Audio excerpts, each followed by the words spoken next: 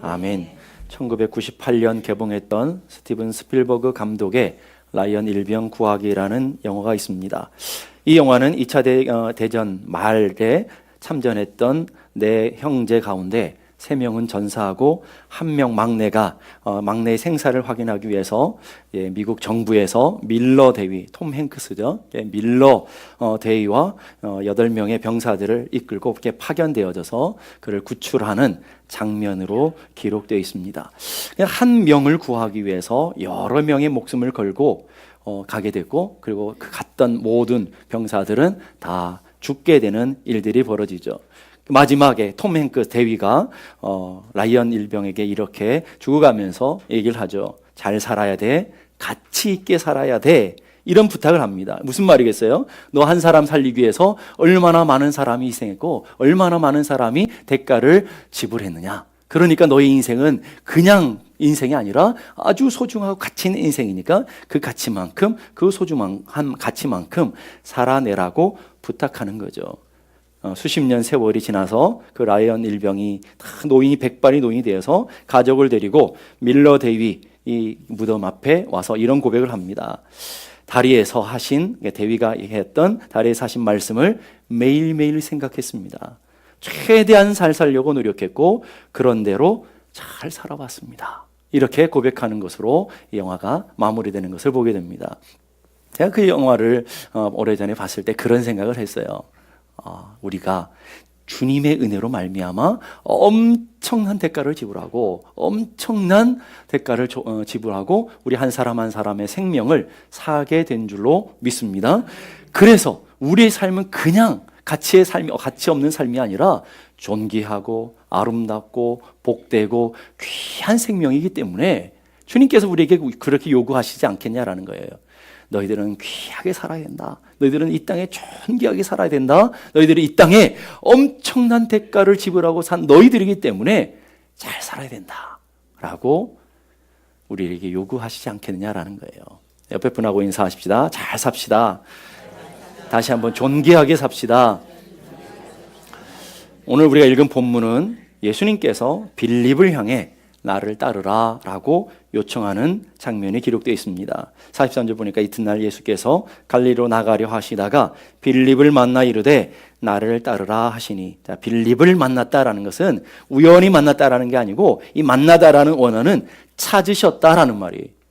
주님이 빌립을 우연히 만난 게 아니라고요. 주님이 빌립이라는 사람을 알고 빌립인 사람을 찾아가서 빌립을 부르시고 계시다 하는 것들을 여러분 기억해야 되는 거예요. 이 말씀을 통해서 예수님이 제 아들을 찾아가시고 제자들을 부르는 장면을 보면서 우리가 깨닫고 우리가 느끼게 되는 게 뭐냐면, 하나님은 우리를 찾아오시고 우리를 부르시는 분이시구나 하는 것들을 여러분이 깨달아야 될 줄로 믿습니다. 여러분 한 사람 한 사람도 마찬가지예요. 난 부른 적이 없는데, 예수님을 본 적이 없는데, 그게 아니고 오늘 여러분 한 사람 한 사람을 찾아가셨는데, 어떤 때는 말씀으로 찾아가셔서 여러분 부르시고, 어떤 분은 기도 가운데 성령의 감동으로 여러분을 부르시고, 어떤 분은 사건을 통해서 질병이나 사고나 어떤 사건들을 통해서 여러분 한 사람 한 사람을 부르셨다라는 거예요. 그래서 하나님이 여러분을 부르셨다라는 것들을 여러분 꼭 기억하며 나가야 될 줄로 믿습니다. 요한복음 15장 16절 보니까 너희가 나를 택한 것이 아니요 내가 너희를 택하여 세웠나니. 우리는 그런 생각을 하는 거예요. 내가 하나님을 믿었지, 참 잘했지, 내가 하나님을 선택했지. 그런데 성경은 그렇게 얘기 안 하시는 거예요. 하나님은 내가 너희를 선택했다, 내가 너희를 불렀다, 내가 너를 지명하여 불렀다. 성경이 이렇게 말해요. 창세전에 너를 택했고 창세전부터 너를 지명하여 불렀다. 이거를 우리는 신학적으로 선행하는 하나님의 은총이다라고 얘기하는 거예요.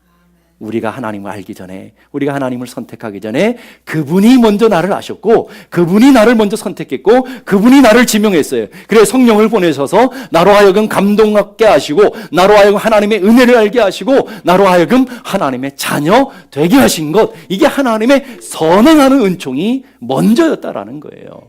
우리 찬양하는 것처럼 내가 지금까지 살아온 것이 주의 은혜이고 내가 지금 여기 있는 것이 주의 은혜이고 내가 하나님의 자녀 된 것이 오직 주님의 은혜라고 고백하는 것처럼 하나님의 선행하는 은총이 나를 찾아오셔서 성령으로 말미암아 나를 감동하셔서 믿음 주셨어요. 주 예수 알게 하시고 주님을 깨닫게 하시고 나로 하여금 믿음 주셔서 그 하나님을 믿게 하시고 나로 하여금 결단을 주셔서 그 주님을 따라가게 하셨다. 주님이 제자들만 부르신 게 아니고 2000년 전에 제자들만 찾아가신 게 아니고 오늘도 주의 성령으로 여러분을 찾아가시고 주님의 성령으로 여러분을 붙드시고 하나님의 자녀라고 여러분을 세워주셨기 때문에 오늘 이 자리에 앉아서 우리가 하나님을 예배하는 줄로 믿습니다.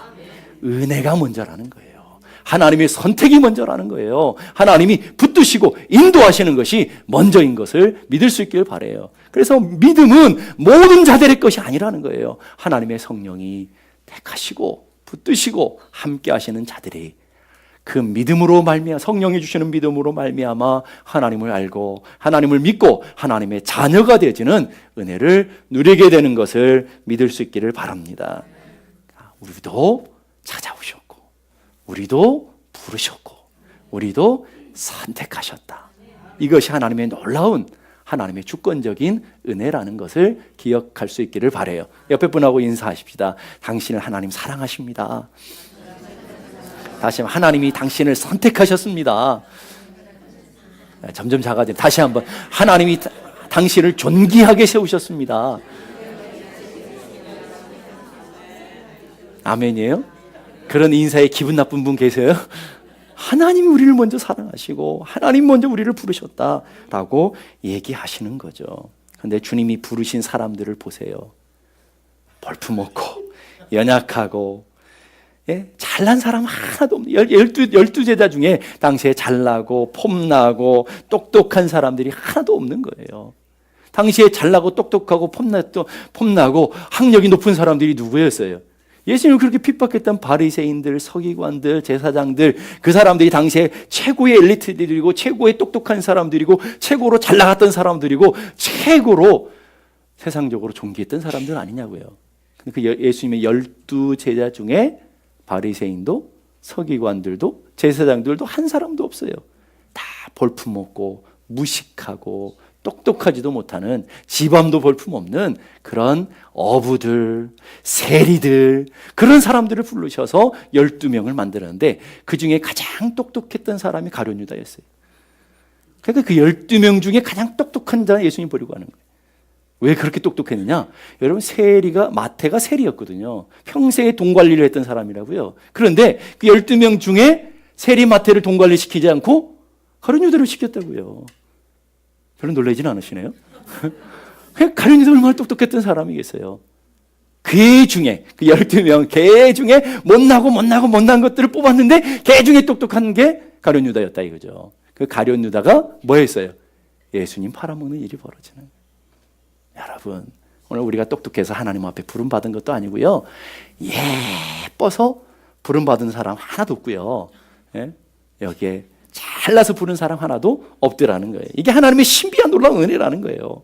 고린도전서 1장 26절 29절 보니까 형제들아 너희를 부르심을 보라. 나를 따르라라고 부르신 너희들 보라라는 거예요. 너희들 꼴을 보니까 뭐예요? 그 다음에 나와요. 육체를 따라 지혜로운 자가 많지 아니하고 능한 자가 많지 아니하고 문벌 좋은 자가 많지 아니하도다.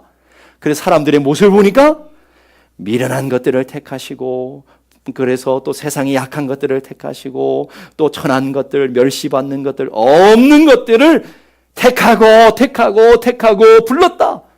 주님 그렇게 말하시는 거예요. 그러니까 오늘 이 땅에 살아요. 전약하고 부족하고 볼품없는 우리들을 하나님이 선택하셨어요. 뭐 하려고요? 아무 육체도 자랑하지 못하고 오직 하나님이 하셨습니다. 하나님의 은혜입니다 라고 고백하도록 하기 위해서 이렇게 연약한 것들을 택하셔서 능력 있는 사람들을 부끄럽게 하시고 이렇게 볼품없는 것들을 택하셔서 하나님의 영광, 하나님의 크심을 드러내므로 이것이 나의 간증이 이것이 나의 찬송일세 나를 통해서 고백하게 하시고 나를 통해서 하나님의 능력을 나타나게 하심으로 주님만 드러나도록 주의 영광만 드러나도록 우리를 그렇게 세우셨단 말이에요. 그러니까 여러분 연약해도 괜찮아요. 병들었어도 괜찮아요. 여러분의 인생에 부족해서 아무것도 쓸모없다고 해도 괜찮아요. 나이가 들었어도 괜찮아요. 주님은 여러분을 부르시는 거예요. 내가 너를 얼마나 사랑하는지 아느냐? 내가 너를 얼마나 존귀하게 여기는지 아느냐? 주님이 여러분을 찾아가시고 여러분을 부르시고 계시는 것을 믿을 수 있기를 바랍니다. 예수님이 공생애를 시작하시면서 제일 먼저 하신 일이 제자들을 부르시는, 나를 따르라 이렇게 부르시는 일이었다고요. 주님이 마지막 부활하신 주님이 제자들을 찾아가시고 마지막 하신 일도 뭐냐면, 야 이제 그 믿음에서 일어나서 다시금 나를 따르라 라고 주님이 초청하시는 일들이 주님이 하시는 일이라는 거예요. 그래서 그리스도인이 되었다, 하나님의 자녀가 되었다라는 말은 다른 것이 아니라 예수님을 따르는 자가 되었다. 그러면 그 전에는, 우리 예수 알기 전에는 뭔가 다른 걸 쫓았다는 말이 아니겠어요? 에베소는 그걸 우리에게 정확하게 얘기해 주고 있어요. 에베소 2장 2절 3절 다 같이 읽겠습니다. 시작. 그때 너희는 그 가운데서 행하여 이 세상 풍조를 따르고 공중의 권세 잡은 자를 따랐으니 곧 지금 불순종의 아들들 가운데 역사하는 영이라. 전에는 우리도 다 그 가운데 우리의 육체 욕심을 따라 지내며 육체와 마음이 원하는 것을 하여 다른 이들과 같이 본질상 진노의 자녀였더니. 여러분의 옛날 하나님 알기 전에 여러분의 모습이 어떤 존재였느냐? 공중의 권세 잡은 자를 따랐다는 말이에요. 공중의 권세 잡은 자가 누구예요? 악한 마귀를 쫓아가고 마귀가 주는 생각을 따라서 세상의 풍조를 쫓아서 자신의 욕망을 따라 살았던 그런 사람이었다는 말이에요. 그래서 그 끝에는 뭐예요? 영원한 진노의 자녀였다. 본질상 영원한 심판과 영원한 멸망이 기다리고 있는, 그때가 끝에 가면 영원한 멸망이 기다리고 있는 그런 존재들이었다. 그런 너희들을, 그런 소망 없는 너희들을, 그 계중에 가장 못나고 가장 연약하고 가장 가난하고 가장 핍절하고 가장 볼품없는 너희들을 하나님이 선택하셔서 택하셔서 불러서 이 거룩한 하나님의 자녀, 복된 하나님의 영광의 그릇들로 삼아주셨다. 이게 얼마나 영광이냔 말이에요. 이게 얼마나 은혜냐는 말이에요. 그래서 무엇을 따라가느냐, 이렇게 소중하죠. 무엇을 따라가느냐가 여러분의 삶의 결론이 맺어지는 거예요. 여러분 똥파리를 쭉 쫓아가다 보면 끝에는 어디에 이르게 될까요? 똥에 이르게 되는 거예요. 근데 여러분 벌을 쭉 쫓아가다 보면 벌의 끝에는 어디 갈까요? 꽃에 이르는 거예요. 여러분 어떤 것을 쫓아가느냐? 주님을 쫓아가면 영원한 생명이 있대요. 그러나 사단이를 쫓아가면 영원한 심판과 멸망이 있대요. 그래서 성경은 이렇게 말해요. 육체의 소욕을 따르는 자가 있고 성령의 음성을 따라가는 사람이 있다.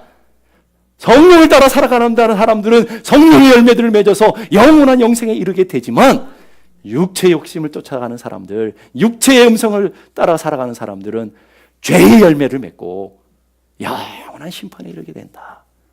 그 말은 무슨 말이에요? 너 뭐 쫓아가고 있니? 주님 묻는 거죠. 여러분이 한 주간 쫓아온 게 뭐였어요? 돈을 따라 살고 영광을 위해 살고 자기 자존심을 위해 살고 자기의 명예를 위해서 그걸 쫓아가며 살아갔습니까? 그 끝에는 뭐가 있어요? 영원한 심판이 있다라는 거예요. 오늘 주님이 우리에게 물으시는 거예요. 너는 뭐를 쫓아가고 있느냐? 너는 무엇을 따라가기를 원하느냐? 물으시는 거예요. 그 물음 앞에 우리는 결단이라는 생각을 해야죠. 그 결단은 우리의 믿음의 반응인 거예요. 믿음의 반응으로 하는 것이 결단이라는 거예요. 주님의 부르신 제자들의 반응은 어떠했나요? 37절 보니까 두 제자가 그의 말을 듣고 예수를 따르거늘. 따랐다고요. 주님의 부르심에 아멘 했다고요. 오늘도 여러분의 인생도 마찬가지예요. 주님의 부르심에 아멘 하는 것, 이게 믿음인 것을 믿을 수 있기를 바라요. 그래서 C.S. 루이스라는 분이 이렇게 말해요. 인간의 최대의 존엄성, 인간의 가치, 인간의 존엄성은 자기의 주도권이 아니라는 말이에요. 자기 생각으로, 자기 계획으로 살아가는 것, 이게 존엄성이 아니고, 존엄성은 바로 하나님의 부르심에 대한 반응이다. 반응을 잘해야 된다는 말이에요. 프랑스의 문필가이드 앙드레 모로아라고 하는 분이 이런 얘기예요. 인생을 사는 기술은 하나의 공동 목표를 선택하고 거기에 힘을 집중하는 것이다. 하나를 선택하고 그거에 집중하는 것이다. 선택과 집중. 이게 인생이라는 거예요. 여러분, 배우자와 결혼했을 때도 마찬가지예요. 수많은 주변에 여자들이 있었는데 내가 결혼할 사람 한 사람을 선택하고 뭐 했어요? 그분께만 집중한 거 아니냐고요. 그러니까 결혼할 수 있는 거 아니에요? 아닌가요? 여러분, 다리가 양다리, 삼다리, 사다리 이렇게 하면 어떻게 되는 거예요? 결혼할 수 없는 거죠. 하나를 선택하고 하나에 집중하는. 세상 일도 그래요. 여러분이 직업을 하나를 선택했으면 거기에 올인해서 거기에 집중하는 자가 성공할 수 있는 거지. 이 일 해봤다 저 일 했다. 그래서 재주 많은 사람이 성공 못한다고 그러지. 왜 그럴까요? 이 우물 팠다 저 우물 팠다 이거 해봤다 저거 해봤다. 그러니까 안 되는 거라고요. 하나를 선택하고 거기에 집중할 때 거기에 전문가가 되어지고 거기에 탁월한 능력들이 생겨지고 거기에 하나님의 주시는 지혜와 명철을 얻게 되어지고 그래서 세상에서도 존귀한 자가 되어지는 거 아니겠어요? 믿음의 길도 마찬가지라고요. 여러분 하나님을 믿기로 선택하신 줄로 믿습니다. 선택하신 줄로 믿습니다. 그러면 거기에 집중하라고요. 자꾸 세상에 기웃거리지 말고 세상 것 탐하지 말고 하나님께 집중하는 삶. 집중하기 위해서는 복잡하면 따라갈 수 없어요. 이 남자인가? 저 남자인가? 그러면 하나도 못 잡아요. 하나를 딱 잡아야 돼요. 나머지를 포기하는 거예요. 그 사람 믿어야 되는 거죠. 여러분 결혼하기 전에 여러분 연애할 때에 수많은 사람들을 만났겠지만 딱 한 사람 보면서 그 사람을 믿으니까 내 인생을 걸 수 있는 거 아니겠어요? 믿고 신뢰할 때 맡길 수 있는 거예요. 여러분 하나님도 마찬가지예요. 여러분이 하나님을 전적으로 신뢰하고 그분을 의지할 때 여러분 인생 전체를 맡길 수 있는데 그분이 어떤 분이신가를 여러분이 신뢰할 수 있어야 된다는 성경은 이렇게 말해요. 시편 48편 14절 보니까 이 하나님은 하나님에 대해 설명하는데 영원히 우리 하나님이다. 그냥 하나님이 아니고 영원히 하나님이다. 근데 그 하나님이 우리를 어떻게 한다고요? 우리를 죽을 때까지 인도하시는 책임져 주신 하나님. 그 정도면 괜찮지 않겠어요? 죽는 날까지도 우리를 책임져 주시는 하나님이다. 마태복음 28장 20절도 내가 세상의 끝날까지 너희와 어떻게 한다고요? 항상 함께 하겠대요. 항상 함께 하겠대요. 여러분 배우자 믿어봐야 수술 받을 때 들어가니까 못 따라가는 거예요. 예? 정말 결정적인 순간에는 혼자 가야 되는 거예요. 죽음의 길도 혼자 가야 되는 거예요. 그런데 주님은 항상 남편도 쫓아가지 못하는 길, 와이프가 아무리 사랑해서 목매다는 아내도 쫓아가지 못하는 길, 내가 그토록 사랑하고 내 눈에 너도 아프지 않을 것 같은 자식도 쫓아가지 못하는 길에 누구만 쫓아간다고요? 주님만 쫓아갈 수 있다. 그러니까 주변에 있는 거 별로 믿지 마세요. 예? 믿어봐야 꽝일 확률이 높다니까요. 하나님을 목자로 삼고 따라가는 사람은 분명한 믿음이 있는 거죠. 어떤 믿음이요? 시편 23편 2절 4절 다 같이 시작. 그가 나를 푸른 풀밭에 누이시며 쉴만한 물가로 인도하시는도다. 내 영혼을 소생시키시고 자기 이름을 위하여 의의 길로 인도하시는도다. 내가 사망의 음침한 골짜기로 다닐지라도 해를 두려워하지 않을 것은 주께서 나와 함께 하심이라. 주의 지팡이와 막대기가 나를 안위하시나이다. 믿습니까?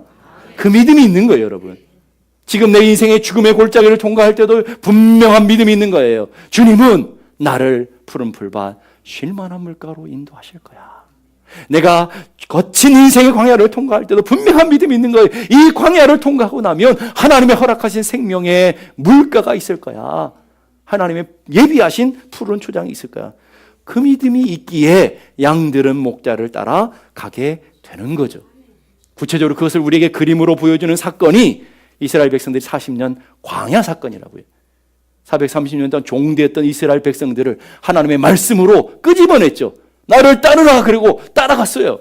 그때 앞에 홍해가 쫙 놓여 있어요. 하나님은 홍해를 쫙 가르시고 그 이스라엘 백성들을 그 은혜의 자리로 인도하셨는데 인도한 곳이 가나안이 아니고 광야였죠.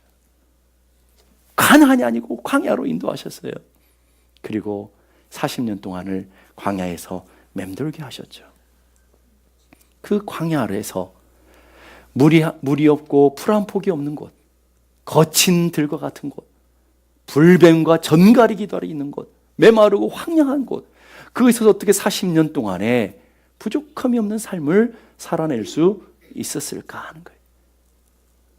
광야 40년을 다 통과하고 신명기 마지막에 이제 가나안 접경에 떴던 이스라엘 백성들이 이런 고백하는 거예요. 신명기 2장 7절 다 같이 시작. 내 하나님 여호와께서 내가 하는 모든 일에 내게 복을 주시고 내가 이 큰 광야 두루 다님을 알고 내 하나님 여호와께서 이 40년 동안을 너와 함께 하셨으므로 내가 부족함이 없었느니라. 아멘. 이 말씀이 여러분의 삶에 축복이 되길 바라요. 오늘 말씀을 자세히 보십시다. 이 하는 모든 일에 내게 복을 주시고 여러분의 인생의 모든 것에 복을 주시고 이 40년 동안을 너와 함께 하셨으므로 내게 부족함이 없었느니라. 이게 오늘 여러분이 영혼들을 향해서 선포해야 되고 여러분의 자녀들을 향해 선포해야 될 말씀이라고요. 내 인생의 80, 90년 동안에 하나님이 나와 함께 하셔서, 하나님이 나를 떠나지 않으셔서 내게 부족함이 없었다. 이게 말씀 말이에요. 오늘 하나님께서 여러분의 인생 가운데 함께 하셨던 그 능력과 이것이 내 간증이고 이것이 나의 인생의 간증, 이것이 내 찬양이 되어서 여러분 자녀들에게 이 얘기를 할 수 있어야 되는 거 아니겠어요? 내 인생 80년 동안에, 90년 동안에 하나님이 나를 떠나지 아니하고 하나님이 나를 함께 하셔서 나는 만족하였느니라. 한 번도 그래 본 적이 없으니까, 한 번도 그런 능력들이 없으니까 매 입술로는 하나님 사랑합니다, 하나님 믿습니다, 하나님 없이 살 수 없습니다, 그렇게 살아가지만 믿음의 한 걸음도 걸어본 적이 없으니까 맨날 내 뜻대로 내 생각대로 살아가고 있다라는 거예요. 그러면 40년 동안에 부족함이 없는 인생, 만족할 수 있는 인생의 비결을 얘기한다고요. 비결이 뭐예요, 여러분? 아주 간단해요. 이스라엘 백성들이 날마다 눈에 보이는 불기둥과 구름 기둥만 따라가면 돼요. 매일이에요. 매일매일 낮에는 구름 기둥, 밤에는 불기둥, 불기둥, 구름 기둥이 떠서 가면 쫓아가면 돼요. 따라가면 된다고요. 멈추면 자기들도 멈추면 돼요. 40년의 인생의 비결이 아무것도 아니에요. 하나님께서 허락하신 불기둥과 구름 기둥을 따라갔더니 40년이 되었고, 따라갔더니 만족하였다. 이렇게 고백하는 거예요. 오늘 그러면 여러분의 인생에 눈에 보이는 불기둥, 구름 기둥이 없는데 어떡할 거예요? 갑자기 심란해지죠. 나는 불기둥, 구름 기둥이 안 보이는데 어떻게 해야 되나? 근데 불기둥, 구름 기둥보다 훨씬 더 정확하고 훨씬 더 분명한 하나님의 놀라운 것들을 여러분이 허락하셨잖아요. 그게 뭐예요? 하나님의 말씀의 기둥 말이에요. 하나님의 말씀의 기둥, 말씀이 오늘 여러분의 삶을 분명히 인도하고 계시잖아요.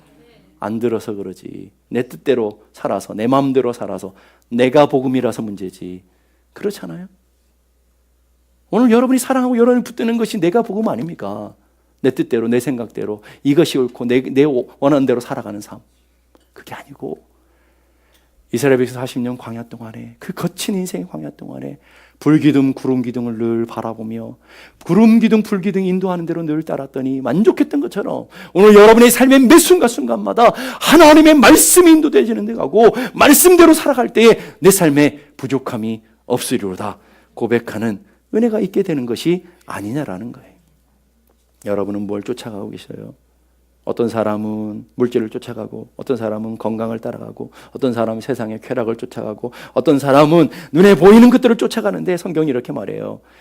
잠언 14장 12절 보니까 어떤 길은 사람이 보기에 바르나, 이 길 가면 성공할 거야, 이 길 가면 높아질 거야, 이 길 가면 돈 벌 거야, 이 길 가면 잘 될 거야. 필경은 뭐라고요? 다 망하는 길이란 말이에요. 끝에는 망하는 길이었다.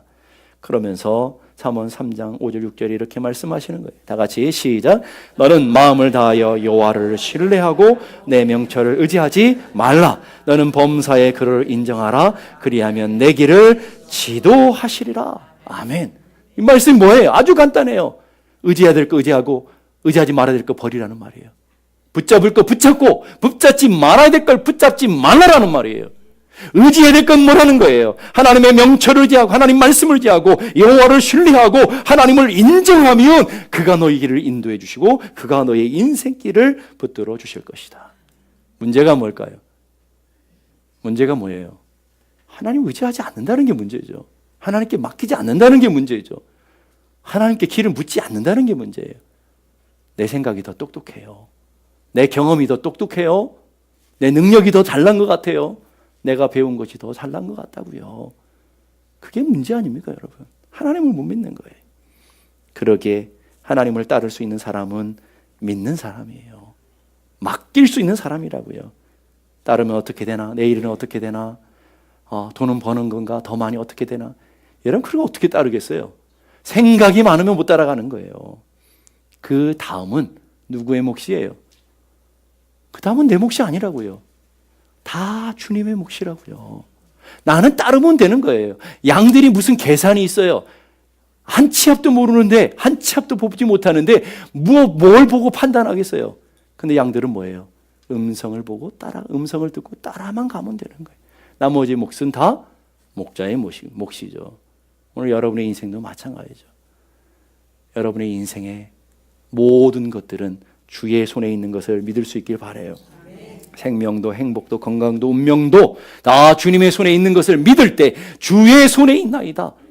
오늘 우리 표잖아요. 다 주의 손에 있습니다. 그걸 믿고 맡길 수 있는 사람만 주님을 따라갈 수 있는 은혜가 있는 줄로 믿을 수 있기를 바랍니다.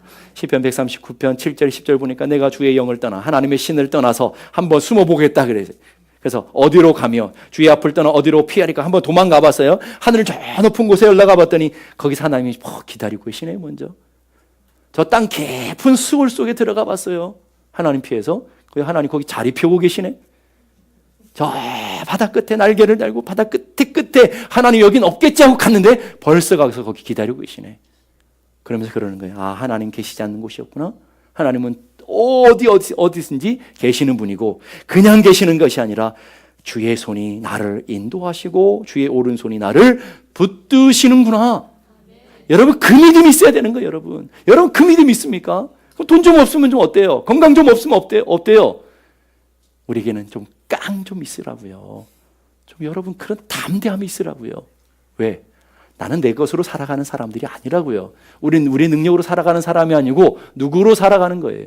목자이신 하나님으로 살아가니까 하나님께 맡겼으면 좀 있으라고요. 오늘 없으면 먹이시겠지. 예? 오늘 없으면 내일 주시겠지. 그러면 누가 더 안달이겠어요? 아버지가 안달이죠. 왜 여러분이 걱정하고 왜 여러분이 근심하고 두려워하고 낙심하고 절망하시냐 이거죠. 그건 여러분의 몫이 아니라고. 양은 걱정이 없어요. 태평스럽게 그냥 들어놓고 자면 돼요. 뭐예요? 목자가 이끄는 대로만 가면 된단 말이에요. 그 목자를 못 믿으니까 늘 걱정스럽고 내가 인생을 책임지려니까 오늘 내가 뭔가 벌어놔야 될 것 같고 내가 뭔가 세워놔야 되고 내가 뭔가 가르쳐야 될 것 같고 그렇게 안달복달거리고 있다 이거죠. 여러분 좀 맡기세요. 주님이 여러분보다 훨씬 능력이 많고요. 주님이 여러분보다 훨씬 더 똑똑하고요. 주님이 훨씬 더 부자시고요. 주님이 훨씬 더 전능하신 그 하나님이신 것을 믿을 수 있으면 좋겠어요. 요즘 많은 분들이 좋아하는 찬양이 있는데 요게벳의 노래라는 찬양이 있어요. 여러분 들어보셨어요? 예, 그 찬양에 보게 되면 이건 요게벳이 이제 모세를 그릇에 담고 그렇잖아요. 그릇에 담고 이제 나일강에 떠보내면서 가는 이제 부모의 마음, 간절한 기도를 얘기하는 거예요. 너의 삶의 참 주인, 너의 참 부모이신 하나님, 그 손에 너의 삶을 맡긴다. 너의 삶의 참 주인, 너를 이끄시는 주 하나님, 그 손에 너의 삶을 드린다. 그가 널 구원하시리, 그가 널 이끄시리라, 그가 널 사용하시리, 그가 널 인도해 주시리라. 여러분 자녀들에게 담대하게 그렇게 얘기할 수 있어야 되지 않겠어요? 난 너에게 돈 없어서 못 책임져줘. 난 너에게 뭐 해줄 수 없어. 그러나 참 주인 되시는 참 하나님 되신 하나님께 너의 인생을 맡긴다. 그렇잖아요. 그가 너를 지켜줄 거야. 그가 너를 인도해 줄 거야. 그가 널 붙들어 줄 거야. 그가 너를 일으켜 줄 거야. 그가 너를 사용해 줄 거야. 이런 담대한 믿음을 가지고 기도할 수 있고 맡길 수 있는 은혜가 우리 가운데 있어야 되지 않겠냐라는 거예요. 누가복음 5장에 보면 예수님께서 갈릴리로 찾아가셔서 베드로와 제자들을 부르시는 장면이 나오죠. 제자들 나를 따르라 불렀을 때 제자들이 반응을 하는데 누가복음 5장 11절에 이렇게 반응했어요. 누가복음 11절 보니까 그들이 베드로를 육지에 대고 모든 것을 버려두고 예수를 따르니라. 자, 그들이 모든 것을 버려뒀어요. 직장도 버리고 그리고 자기의 재산들도 다 버리고 가족도 버리고 다 버리고 누구를 쫓아갔어요? 예수를 따라갔다. 조금 가다가 세관에서 레위 마태를 만나요. 주님께서 부르시죠. 나를 따르라. 그랬을 때 마태의 반응 똑같아요. 28절 보니까 그가 모든 것을 버리고 일어나 따르니라. 여기 세 개 동사가 나와요. 일어나다. 그 삶의 자리에서 일어나야죠. 여러분이 낙심되고 절망되어 있는 데서 탄식하며 주님을 쫓아갈 수 없다고요.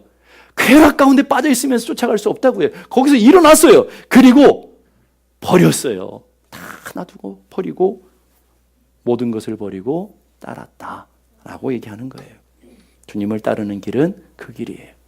다 내려놓고 주님 주시는 은혜로, 오직 주님의 주시는 은혜 안에 서는 것, 이게 바로 따라가는 거예요. 여러분, 따라간다라는 단어 자체가 앞에는 누가 있다는 말이에요? 주님이 있다라는 거예요. 맞죠? 그게 따라가는 거 아니겠어요? 주님이 뒤에 있으면 돌격 앞으로 그러죠. 그렇잖아요. 돌격 앞으로가 아니라 주님은 나를 따르라 그러죠. 나를 따르라.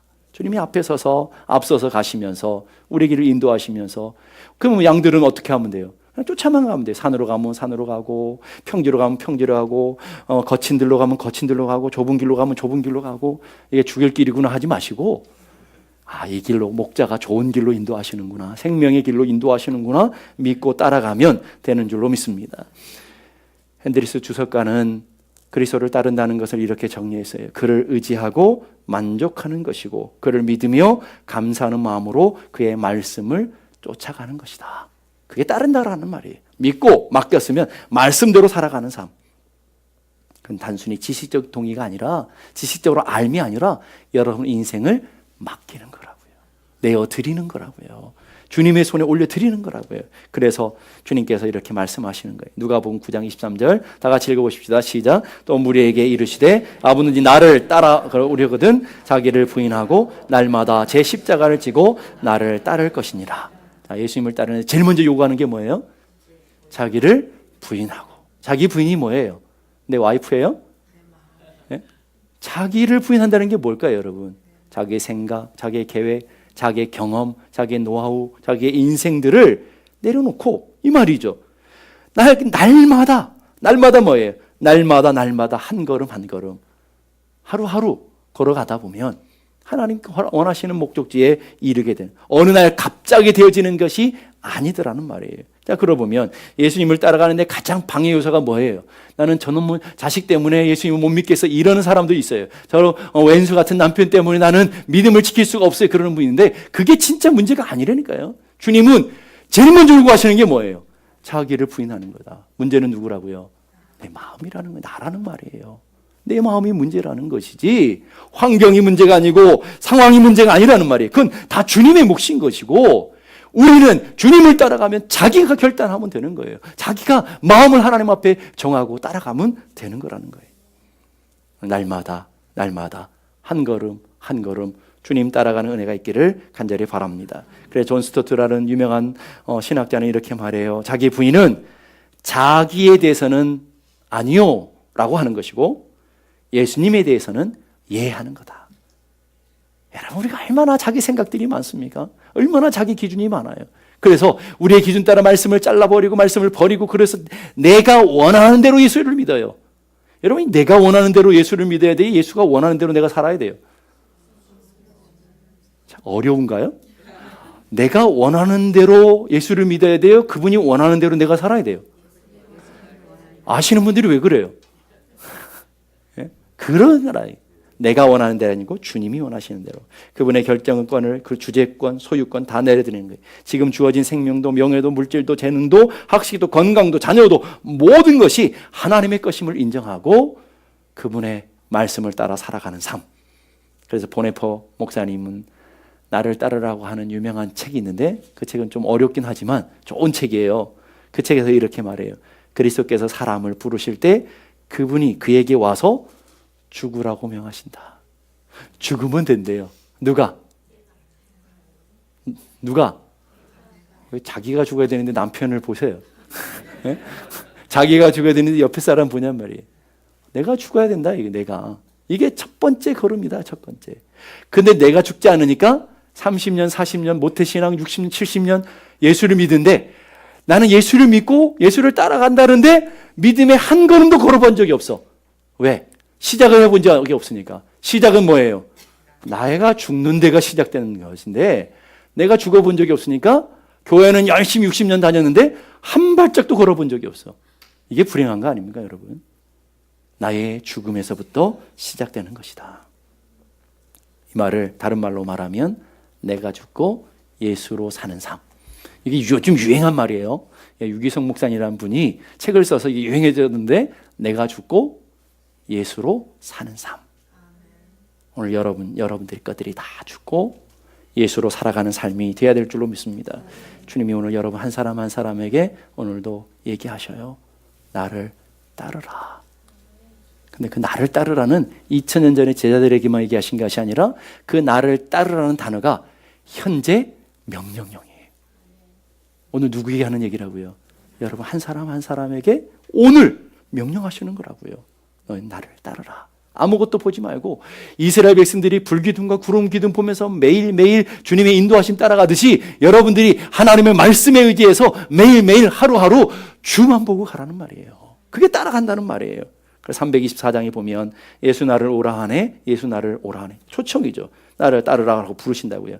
근데 어디든지 네가 원하는 곳만 아니고 네가 원하는 것만 아니고 어디든지 아고골짝이나 빈들이라도 거친 들이라도 소돔 같은 거리에라도 주님이 가시는 곳이면 나도 어떻게 해야 돼요? 갔다 오세요 그러지 마시고 다녀오세요 나 기다릴게요 그러지 마시고 가야 된다는 말이에요. 어디든지 주를 따라 주와 같이 가려네. 그런데 그게 내 힘으로 안 돼요. 그랬더니 주가 크신 은혜 내려 주님이 나에게 은혜 주시 성령 주셔서 나를 항상 돌보시고 크신 영광 보여주며 하늘의 소망 하늘의 영광 보여주시며 나와 함께 가시네. 그래서 후렴 뭐예요? 주의 인도하심 따라 주의 인도하심 따라 어디든지 주를 따라 주와 같이 가려네. 이게 오늘 여러분의 고백이 됐으면 좋겠어요. 하나님 오늘도 나를 부르신 은혜 감사하여 나를 선택하시고 나를 지명하여 부르셔서 하나님의 자녀된 게 다 주의 은혜입니다. 그러면 나도 이제 주님 따라 어디든지 그것이 왼수 같은 남편 기다리는 가정이든지 왼수 같은 사람이 기다리는 직장이든지 주의 인도하심 따라 어디든지 나도 그곳을 따라서 주의 영광 위에 주의 뜻 위에 살아가는 저희들 되게 하여 주옵소서. 소망하는 저희 모두가 되기를 주님의 이름으로 축복합니다. 다 같이 일어나셔서